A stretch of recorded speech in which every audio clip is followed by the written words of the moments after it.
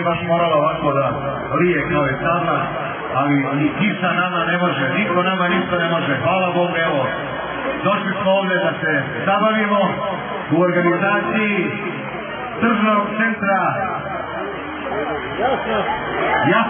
Jasna, državni centar Jasna, i uvijek vam koristim priliku da se zahvalim velikom domaćinu, velikom čovjeku koji se postarao da mi danas ovdje budemo, ovaj divni orkestar koji je došao iz Beograda, Avala Grand, kolege i moja malenkost Predo Đerbić Preša.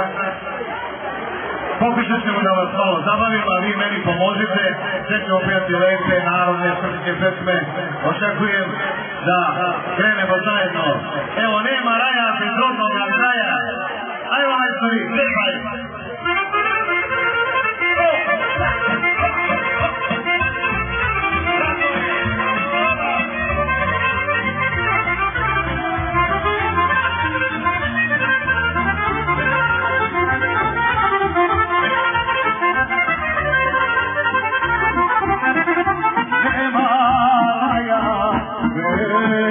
Rodnoga kraja, bez rodnoga